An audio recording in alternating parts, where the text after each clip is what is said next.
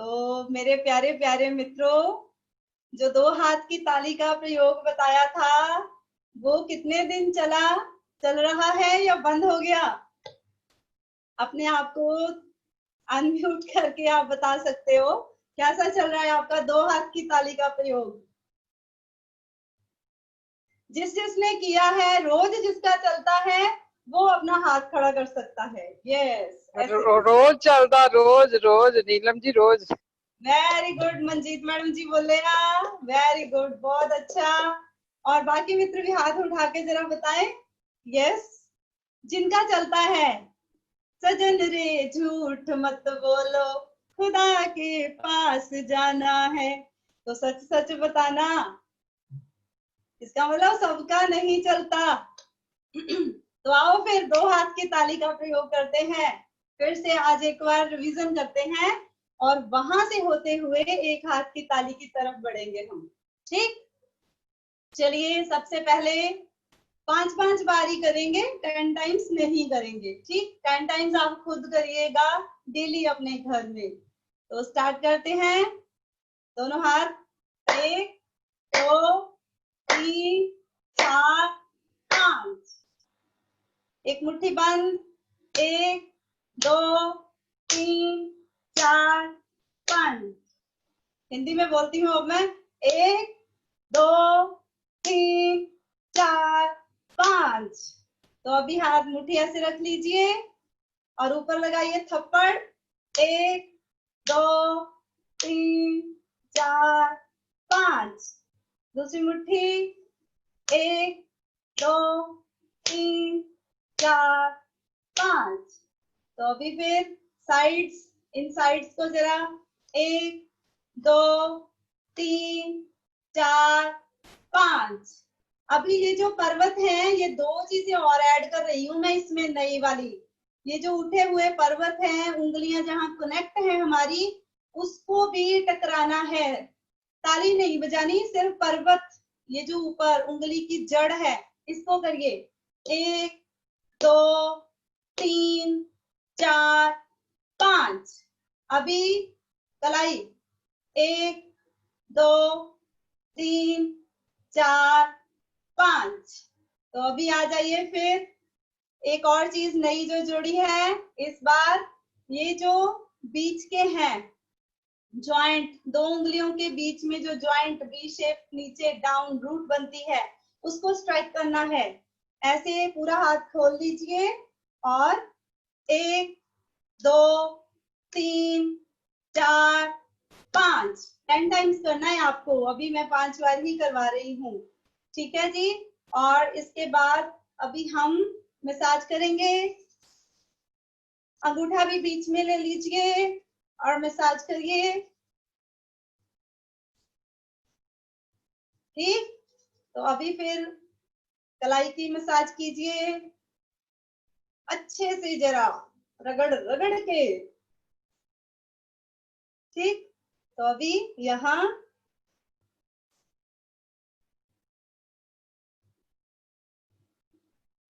ठीक, तो ये 2 हाथ की ताली जो है, इसको बजाते रहिए और स्वस्थ होते रहिए, स्वास्थ्य का पूर्ण मजा लीजिए।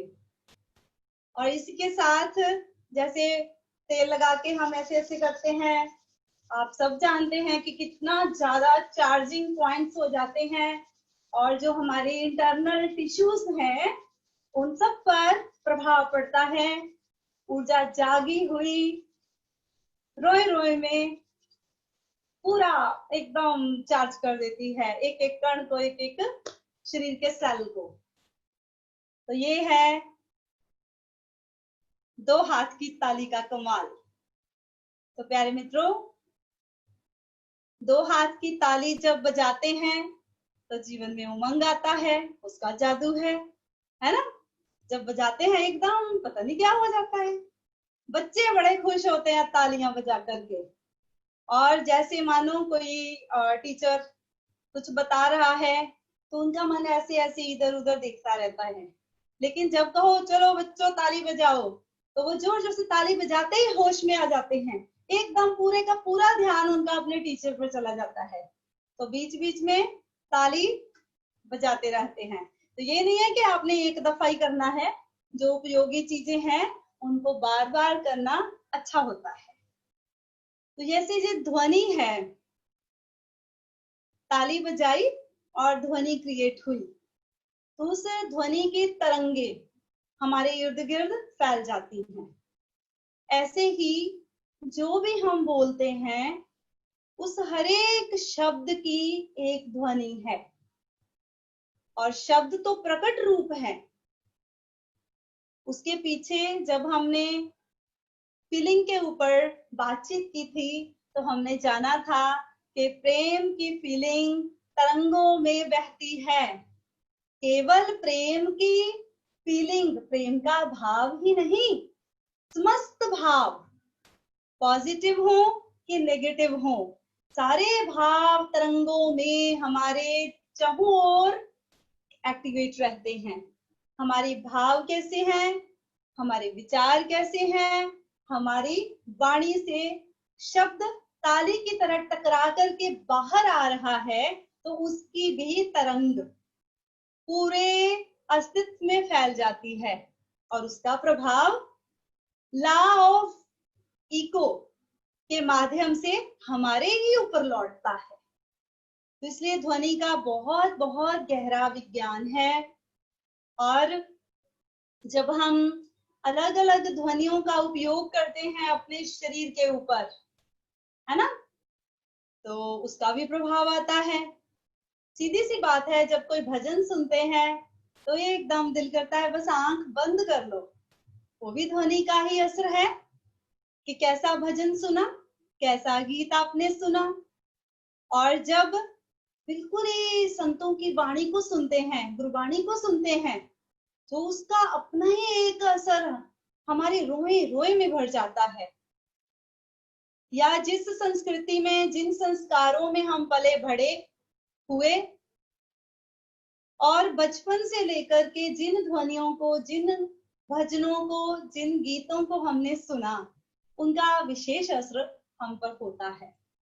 तो प्यारे मित्रों, हम गीत और जहाँ हम ध्वनि बाहर से कैसी सुन रहे हैं, होश से भरिएगा उसके प्रति, क्योंकि हर ध्वनि हमारी फीलिंग, जो हमारी अंतःकोर, हमारी बीइंग के बिल्कुल पास है, उस पर असर कर रही है। तो जब हम बिल्कुल तांडव जैसा म्यूजिक और शार्प साउंड सुनते हैं, तो हमारी ऊर्जा का भी वैसा ही प्रभाव हमारे शरीर पर आना शुरू हो जाता है। तो जैसे प्रेम में ऊर्जा फैलती है, क्रोध में भी एक अलग स्वरूप हमारे शब्दों के बाणों का प्रकट होता है, वो भी ध्वनि हो रही है प्रकट, है ना। इसीलिए हमें थोड़ा जागे हुए होश से एक एक कदम आगे बढ़ाना है। तो आज जो एक हाथ की ताली है, कौन मेरे प्यारे हैं, मेरे अजीज हैं, जिन्होंने ये शब्द एक हाथ की ताली कभी नहीं सुना, वो हाथ खड़ा करे।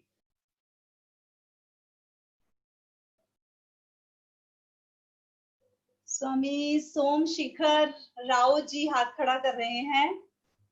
आप अनम्यूट करिए अपने आप को। तेजस्वी जी अलाउ कर दीजिए इनको।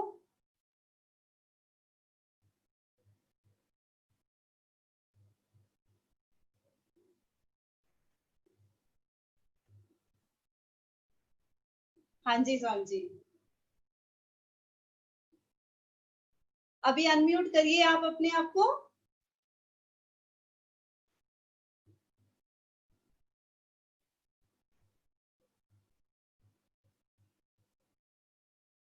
चलो अनम्यूट नहीं हो रहा है, कोई बात नहीं, मैं समझ के आपके भाव। शायद आपने ये शब्द नहीं सुना होगा, लेकिन मुझे लगता है आपने गले में माला डाली है, आपने ध्यान समाधि किया है, बिल्कुल किया है, राइट। तो ठीक, इसका मतलब शब्द नहीं सुने, लेकिन एक हाथ की ताली जरूर सुनी होगी। शब्दों का भेद हो जाता है कभी कभी। जो जैन परंपरा है, हम सब जानते हैं, मैक्सिमम मेरे प्यारे मित्रों ने ये कहानी सुनी होगी कि जैन परंपरा में जब सदगुरु के पास कोई भी व्यक्ति ज्ञान लेने आता है तो वो एक क्वेश्चन के ढंग से उनको उस रहस्य की तरफ उन्मुख करते हैं। ओशो कहानी सुनाते हैं कि एक बार एक बच्चा, जैसे ये परम मेरे साथ जुड़ी हुई है, तो ऐसे ही एक बच्चा अपने गुरु के पास, जैन गुरु के पास गया और उसको भी बहुत ज्यादा अंदर से ये भाव था कि मैं भी जानूं जो ये सदगुरु बताते हैं, मैं भी उस चीज को जानना चाहता हूँ, जीना चाहता हूँ। लेकिन बच्चों की एंट्री नहीं थी। तो क्या हुआ कि वो दरवाजे पर गया, प्रणाम किया और बड़ी सारी बेल बजाई और सदगुरु की वेट के करते हुए वहां द्वार पर बैठ गया। तो जब कितनी देर बैठा रहा तो गुरु ने द्वार खोले और बुलाया उसको अंदर और फिर उसको पूछा कि बता तू क्या जानने आया है। कहते जो आप सबको जनाते हो वो मुझे भी दे दीजिए। तो बोले जैन गुरु के एक हाथ की ताली,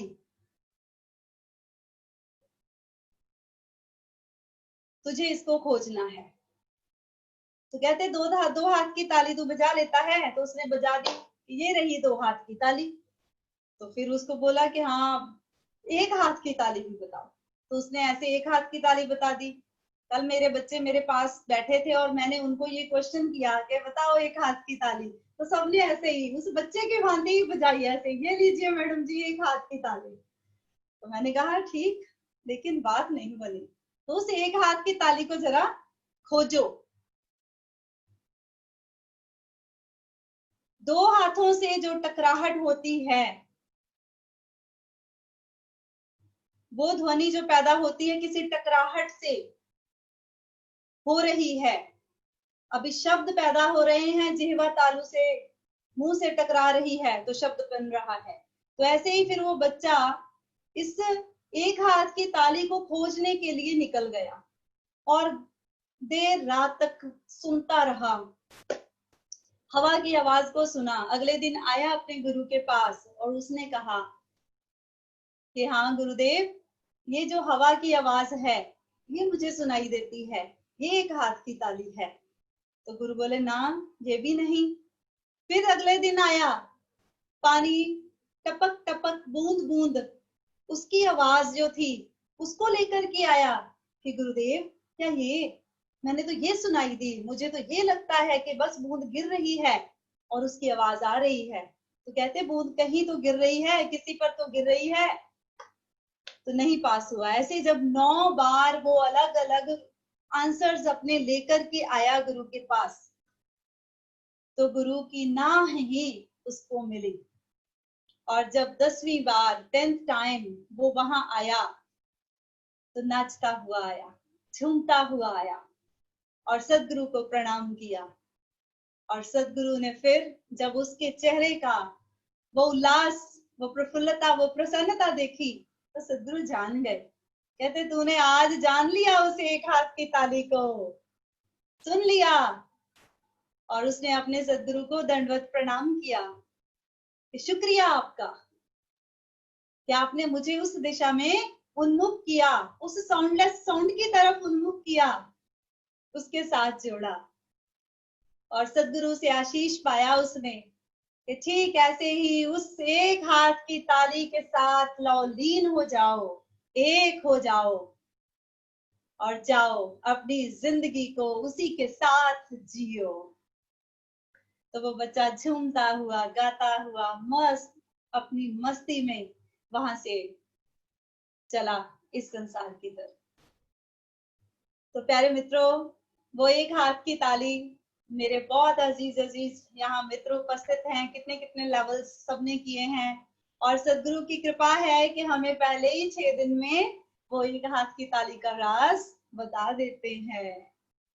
जिसका नाम ओंकार है, जिसका नाम प्रणव है, जिसे अनाहत नाद कहते हैं और जिसे सहज भी कहते हैं। जब भी मैं गुरु ग्रंथ साहिब में से स्पेशली गुरु अमरदास जी का लिखा हुआ आनंद साहिब सुनती हूँ, गाती हूँ, तो मेरा इतना मन खुशी से झूम उठता है कि दिल करता है बस नाचते ही रहूं, उसके एक एक शब्द पर नाचूं। और मैं आपको भी आप ये बताना चाहती हूँ कि आप भी जरूर उस पूरे आनंद साहिब को जरूर सुनिएगा। क्यों? क्योंकि वो सारे राज बता रहे हैं, वो सारा मैजिक बता रहे हैं। और उस ओंकार, उस अनहत नाद, उस एक हाथ की ताली का जो भव्य प्रकटीकरण है, पूर्णता है उसकी, और जिस ढंग से सदगुरु जी ने बयान किया है, अमरदास जी ने, वो अद्वितीय है। वो पहले ही लिखते हैं, आनंद भया मेरी माए सदगुरु मैं पाया, सदगुरुता पाया सहज सेती मन वजिया बधाइया, राग रतन परवार परिया शब्द गावड़िया। ये शब्द देखो, शब्द की बात आ गई ना, तो शुरू से ही सदगुरु जब मिल गया, जिसने उस एक हाथ की ताली को आपको दे दिया, बस कहते उसी पर बलिहार हूं। इस वाणी का एक एक शब्द आप जरूर जरूर मनन करना, मेरे कहे सही, लेकिन इस पाठ को YouTube पर जब भरोगे आप आनंद साहिब, तो वो निकल आएगा। तो उसको जरा हेडफोन लगाकर जरूर सुनना और मनन करना उसका, कितना सुंदर है। और उसमें अंत में जब लगभग लास्ट शुरू होता है, तो वहां पर फिर सदगुरु अमरदास जी कहते हैं, ए सर्वणो मेरियो, अपने कानों को कह रहे हैं, ए सर्वणो मेरियो साचे सुनने नो पठाए, शरीर लाए सुनो सतबाणी। कहते इस शरीर को ये कान दिए हैं परमात्मा ने, अरे जरा सुनो उस वाणी को। और कहते जित सुनिया मन तन हरिया हुआ, रसना रस समाणी सच अलख विडाणी। वो जो अलख है, वो जो निरंजन है, अगर उस अलख निरंजन के साथ आपने एक होना है, राम जैसे राम हो गए, क्योंकि सबकी जो परम सत्ता को जो भी व्यक्ति जीने लगता है, वो चाहे राम है, चाहे कृष्णा है, चाहे समस्त बुद्ध हैं, उन सबका अनुभव हमेशा एक होता है। तो उस अलख निरंजन के साथ एक होने के लिए आपको एक हाथ की ताली को जानना होगा, जीना होगा, उसके साथ एक होना होगा। तो कहते ताकि गत कहीं ना जाए, कहे नानक अमृत नाम सुनो। बस एक ही तो अमृत है, उस अमृत नाम को कहते हैं, उस ओंकार को सुनो और पवित्र हो वो। और जैसे जैसे हम उसको सुनते हैं, हमारा हृदय, हमारा रुआ रुआ पवित्र हो जाता है, शांत हो जाता है। और फिर दोबारा से कहते हैं अपने कानों को, ए कान ए सर्वणो मेरियो साचे सुनने नो पठाए। कहते हैं उस नाम को सुन लो, उसके साथ बस उस सच्चे नाम के साथ एक हो जाओ। ऐसे वो देखो अपने गुरु साहिबानों पर बलिहार जा रहे हैं, और कितने आप सब सौभाग्यशाली हैं, इस ओंकार को सदगुरु ने प्रसाद स्वरूप हम सबको दिया है। तो प्यारे मित्रों, जो मित्र अभी इस एक हाथ की ताली को नहीं जानते हैं, वो जरूर जान सकते हैं। अभी मंडे से 21 से ध्यान समाधि शुरू हो रही है, आपका ध्यान वहां लेकर जाना बहुत बहुत जरूरी है, ताकि क्योंकि बिना गुरु के ये प्रसाद नहीं मिलेगा। और जब तक ये ओंकार नहीं मिलेगा, हमारी स्वयं में ठहरने की, परम गति होने की ये जो यात्रा है, ये नहीं होगी। तो इसीलिए जब हम घर में होते हैं ना, तो क्या कहते हैं, जो पुराने साधक हैं, मेरे मित्र यहाँ जुड़े हुए हैं, क्या होता है कि घर में पति जी बैठे हैं और पत्नी की बात नहीं सुन रहे हैं, तो उसको बार बार बोलना पड़ता है, सुनो जी, वो फोन में लूडो खेल रहे हैं, मस्त हैं। तो अब ऊंचे से बोलना पड़ता है पत्नी को, सुनो जी मेरी बात सुन लीजिए, है ना, ऐसे ही कहते हैं ना। तो जो अगर बच्चा बोल रहा है और नहीं उसकी माँ या बाप सुन रहा तो उसको भी बोलना पड़ता है, सुनो सुनो मम्मा मुझे सुनो। तो इस टैक्ट को हमारे सभी साधक मित्रों ने अपने पर अप्लाई करना है। तो दिन में कई बार अपने से कहना है, सुनो जी, बड़ी रिस्पेक्ट के साथ बोलो अपने को, है ना, सुनो जी ऐसे बोलो। फिर देखो ये हृदय, ये मन कैसे उसको सुनने लगता है। बस अंदर से भाव गया और हाँ, उसकी तो शावरिंग दिन रात हो रही है, वो तो बरस ही रहा है। कहते ना कि बरसे मेघ सखी कर पाहो नाए, वो तो बरस ही रहा है प्रति पल प्रति क्षण, है ना। तो इसलिए अपने आप को सुनो जी जरूर कहते रहना है। तो इस पर जो सदगुरु कहते हैं, जब सदगुरु ओशो पतंजलि जी पर बोलते हैं ना, तो वो कहते हैं ओंकार ईश्वर है, ईश्वर ओंकार है। पहले उन्होंने ये कहा कि ओंकार ईश्वर है, कि ओंकार ही ईश्वर मतलब परमात्मा है। फिर कह रहे हैं कि ईश्वर ओंकार है, कि अगर ईश्वर को जानना है तो वो क्या है, ओंकार स्वयं। और ओंकार में लयता, उसके साथ एक होना, समाधि का द्वार है। अगर आप समाधि को खूब जीना चाहते हो तो फिर ओंकार के साथ लयबद्ध होना सीखना होगा हमें। तो इसलिए प्यारे मित्रों, सदगुरु सिद्धार्थ होलिया जी कहते हैं कि बहुत सारे संतों ने कहा है कि ओंकार का स्रोत हमारा हृदय है। बहुत सारे ऐसे संत हैं जिन्होंने कहा कि ओंकार का स्रोत हमारी नाभि है। और बहुत सारे ऐसे भी संत हैं जो कहते हैं कि ओंकार का स्रोत हमारा सहस्रार चक्र है। लेकिन सदगुरु कहते हैं कि जब मेरा अनुभव हुआ ना, तो मैं तो यही कहूंगा कि ओंकार रोए रोए से बरस रहा है, प्रकट हो रहा है, रोआ रोआ ओंकार है। इसलिए सारा ही उसका स्रोत है, ये रोआ रोआ। इसीलिए तो सूफियों को लिखना पड़ा कि लू लू बिच लख लख चश्मे, चश्मे बह रहे हैं उसके, सतत उसकी धारा बह रही है।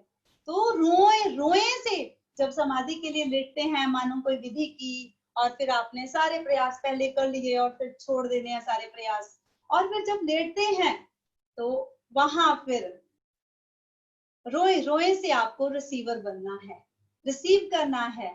आप नहीं सुनने वाले हो, वो तो स्वयं बरस रहा है, ये कांतों से सुन ही नहीं सकते, तो फिर कैसे ये जादू होगा।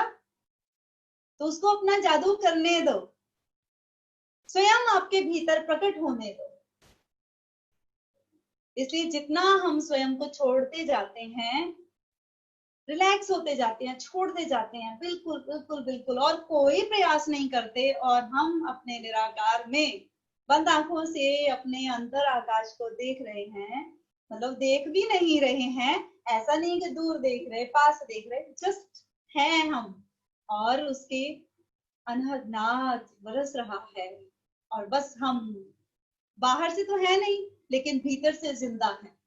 तो वो जिंदा दिली जो है, वो लयता जो है, वो समाधि का द्वार बन जाती है, और समाधि स्वतः हैपन हो जाती है।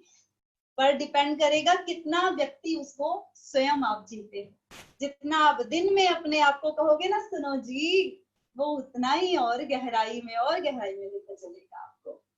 ठीक है जी। तो इसके साथ बड़ी प्यारी एक हाथ की ताली पर कुछ लाइंस हैं, मैं आपके सन्मुख रखती हूँ।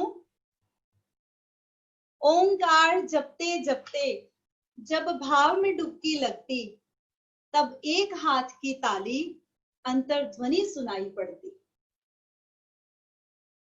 स्रोत रहत संगीत का जाम, पीते रहो सुबह शाम, कहो रहीम चाहे रहमान, अल्लाह खुदा गॉड या राम, बंसी बजा रहा घनश्याम, स्वर ही है ईश्वर का धाम।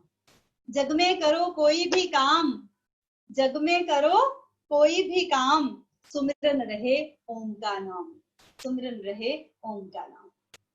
प्यारे मित्रों, ये ओम का नाम जो है, यही स्वयं एक जादू है, और ये जादूगिरी हमें सदगुरु से मिली। क्यों? क्योंकि जब हम इसको जीने लगते हैं तो हमारा पहला जादू क्या चलता है, हम नहीं रहते, है ना। जिस शरीर को हमने स्वयं का माना था, ये मैं हूं, ये मन मैं हूं, है ना, तो वो नहीं रहता। फिर हमें ये पता चल जाता है कि मैं ओम हूं, मेरा आधार, मेरा होना सर्वत्र ओम के स्वरूप में है। ये पहला जादू उसका होता है। जब मैं हूं ही नहीं तो फिर वही है, तो उसके द्वारा फिर जो संदेश आता है, जो उसका हुक्म आता है, उस हुक्म के साथ जो कृत्य होता है वो अच्छा ही होता है। हम अच्छे की तरफ स्वयं वो हमें धकेल देता है, बढ़ा देता है आगे, अगर हम उसको जीते हैं।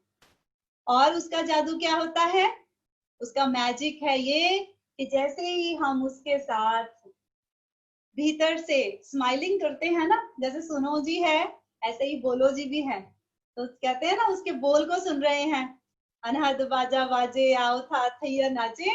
तो जब वो उसका बोल, अनहद बाजे का बोल, शहनाई उसकी उसकी बंशी हमारे भीतर सुनती है, तो क्या होता है, हमारा मन एक स्थिर शांत अवस्था में आ जाता है और मन की चंचलता, इधर भागना कि उधर भागना, सब गायब हो जाती है। हम एक रस होने लगते हैं, राम रस के साथ एक रस होने लगते हैं। और फिर उसका जादू, नहीं तो ये माना जाता था ना कि हाँ भाई समाधि तो भाई कोई कोई बंदा है जो सन्यासी गुफाओं में रहता है वही समाधि को जी सकता है। लेकिन इस ओंकार के साथ लयबद्ध होने से समाधि घर में ही घटित होती है। कितना बड़ा जादू, इससे बड़ा और क्या जादू होगा, घर में है। और इसका बड़ा जादू कि हमें अपना जो परमानेंट हाउस है ना, गिरहा हमारा शून्य में, वो जो गिरहा है हमारा पक्का घर है वो मिल जाता है। फिर ये जो लेंटर के घर है ना, ये घर भी कच्चे ही साबित होते हैं, ठीक है थोड़े टाइम के लिए मजा लेते हैं, लेकिन जो पक्का घर है इस शरीर के आने के पहले और इस शरीर से विदा होने के बाद, वो जो पक्का घर है, हा वो मिल जाता है हमें। उसके साथ समतरंगता, एकता घटित हो जाती है और सारी बाधाएं जीवन की मिट जाती हैं। जीवन में बाधा किसको माना जाता है प्यारे मित्रों, हमें पता है, जो साधक है ना वो जानते हैं कि जीवन का आधार दुई है और इस दुई में छांव भी है, धूप भी है, जीत भी है, हार भी है, अच्छा भी है, बुरा भी है, सफल भी है, असफलता भी है, पॉजिटिव भी है, नेगेटिव भी है। लेकिन हमारा मन इस दुई से पार हो जाता है। ये देखो इसका कमाल का मैजिक। हमारे शरीर में माना कोई कष्ट तो होगा लेकिन हम दुखी नहीं होंगे, क्योंकि हमारी शैली इसके साथ अहोभाव की शैली बन जाती है। हम ग्रेटिट्यूड में जीते हैं, हम बारंबार जो हमारे पास है उस पर दृष्टि रख करके बिल्कुल खुश होकर जिंदगी को जीते हैं। सारी उत्तेजनाओं के परे इसका मैजिक ले जाता है हमें और हम निर्द्वंद होकर अपनी जिंदगी की एक सुंदर दिशा बनाकर जो हम चाहते हैं हम उस पर ध्यान देते हैं, जो हम नहीं चाहते हम उस तरफ जाते ही नहीं। हमारे रास्ते, हमारी पगडंडियां सब उस तरफ वैसी बनती हैं जैसे संसार है ना, एक बने बनाए रास्ते पर चलता है ना। संसार का नियम है, नया रास्ता नहीं वो बनाता कभी, वो बस नियम एक, बस जिस रास्ते से लोग निकले हैं बस आसान है उस पर चलना, कुछ सोचना नहीं पड़ता, समझना नहीं पड़ता। लेकिन जो साधक है, जो इसे एक हाथ की ताली के साथ उस ओंकार के साथ जुड़ा है, वो अपने रास्ते बनाता है, वो चुनाव से जीता है, होश से जीता है और जो चाहता है, जैसा चाहता है उसके लिए पुरुषार्थ करता है और जो फिर वो फल स्वरूप स्वतः अस्तित्व उसे देता है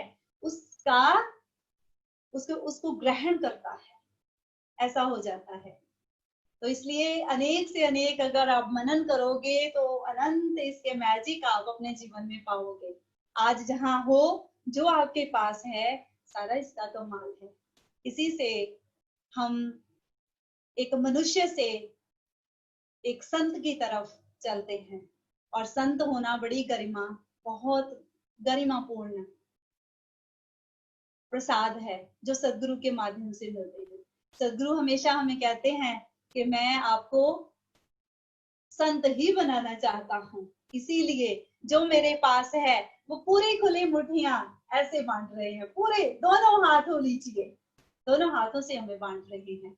तो सदगुरु का बारंबार हमें शुक्रिया करना है। और एक जो बहुत इंपॉर्टेंट ये जो ध्वनि विज्ञान है, इसके साथ आज का मेरा ध्यान भी जुड़ा हुआ है। और ये जो ध्वनियां हैं, मैंने पहले बात की ना कि जैसे हमारे ऊपर ये असर करती हैं, सारी तरह की ध्वनियां। जो प्रेम पूर्वक व्यक्ति बोलता है वही भी, जो क्रोध से बोलता है वे ध्वनियां, हर तरह की ध्वनि और इस अस्तित्व में रहती है हमेशा। लेकिन प्यारे मित्रों, आज हम उन ध्वनियों का उपयोग करेंगे जो हमारी भावना के जो 4 तल हैं उनके विकास के लिए हमें आगे बढ़ाए। तो जो हमारे भावना के 4 तल हैं उनका आपको ध्यान रखना है। आप चाहे समृद्धि हासिल कर रहे हो या अपने आप को उस पूर्णता में विलीन एक कर रहे हो, उसके लिए 4 भावनाएं हैं जो हमारा विकास करेंगी। नंबर 1 कहती है मित्रता की भावना। और किसके प्रति मित्रता आपको रखनी है? जो व्यक्ति सुखी है, ठीक। नहीं तो क्या होता है कि सुखी के प्रति ईर्ष्या होती है हमारे मन में, हम सुखी को देख करके जलन सी फील होती है, जैसे उसने हमारा कुछ छीन लिया हो, ऐसा कुछ। लेकिन नहीं, हमें विकास करना है स्वयं का। तो हमें जो भी सुखी व्यक्ति आपके सामने, आपके आसपास है, आपको मिलता है, उसके साथ अपनी मित्रता बढ़ानी है, उससे बातचीत करनी है, ठीक। और दूसरा जो भावना का विकास करती है बात, वो है करुणा की भावना। करुणा की भावना अक्सर जो व्यक्ति है वो क्या होता है कि हमें करुणा करनी किसके साथ है, किस पर करनी है? दुखी के प्रति करुणा का भाव हमारे हृदय में हमेशा हो। इसका मतलब ये नहीं है कि मानो एक बंदा कीचड़ में गिर गया है और आपने ना सोचा ना समझा और छलांग लगा दी कीचड़ में, अब वो तो बेचारा डूबेगा, आप भी डूबेंगे। तो इसका मतलब कि दुखी के लिए आप बाहर खड़े, मानो कोई बंदा नदी में गिरा है, कीचड़ में गिरा है, आप उसको बाहर निकालने के लिए प्रयास क्या कर सकते हो? ऐसी करुणा आपके भीतर होनी चाहिए। वो जो प्रयास है वो करना है बाहर बाहर। तो दुखी के प्रति कभी मैत्री नहीं होना है, दुखी के प्रति करुणावान होना है। तो तीसरा जो भावना हमारे हृदय में होती है वो होती है शुक्रिया की भावना। और जो जो हमारे पास अच्छा है, सुंदर है, उसके लिए हमें हमेशा अहोभाव से भरना है, प्रसन्न रहना है, खुश रहना है, प्रफुल्लता में जीना है। और चौथा उपेक्षा की भावना। उपेक्षा, दूरी बना के रखना किन व्यक्तियों से? जो दुर्जन हैं, जो दुर्गुणों से भरे हुए हैं, जो हमारे दृष्टि में जो सामने जीवन का चल रहा है चक्र, दुई का चक्र, उसमें नेगेटिव सोच रखते हैं, बुराई करते हैं, पाप करते हैं, हिंसा करते हैं, उन सब को उपेक्षा की भावना से देखना है, उनसे परे रहना है, ठीक। तो भावना को हम एक पॉजिटिव एटीट्यूड में इन 4 तलों को सम्मुख रखते हुए आगे बढ़ सकते हैं। तो आइए, और इसी के साथ बस जो अखबार पढ़ते हैं ना प्यारे प्यारे मित्र, सुबह तो मान लो नाद सुन लिया, ओंकार के साथ समाधि में गए और उठते ही बाद में चाय का कप लिया और अखबार भी आ गई साथ में, तो समझिए उसमें तो कितना कुछ बुरा बुरा होता है। आज यहाँ एक्सीडेंट हुआ, ये हुआ, वो हुआ, मतलब नेगेटिव नेगेटिव, हमने कितना कुछ नेगेटिव ही इकट्ठा करना शुरू कर दिया। तो उसके उससे बचना है, उपेक्षा करनी है उसकी। जो अच्छा है उसको सुने, अच्छी ध्वनियों को सुने। तो अभी एक बहुत अच्छी ध्वनि है जिसमें आपको बड़ा मजा आएगा, लेकिन उस मजे के साथ अपने मन की, अपने भाव जो है ना, चल रही तरंग, उसको आप होश पूर्वक सुनते रहिएगा। तो बैठे बैठे ही अभी हमने उन ध्वनियों को सुनना है। तो कृष्णा वंदे वाली स्वामी जी लगा दीजिए, सुनिए जरा, आंख बंद कर लीजिए।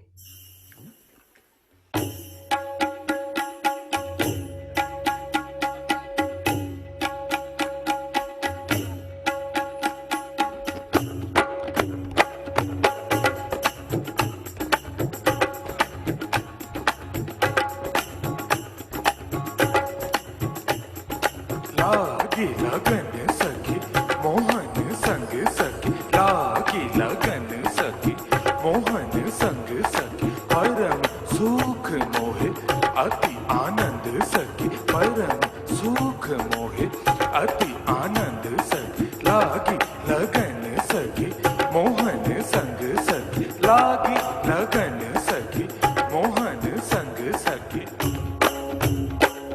धांधा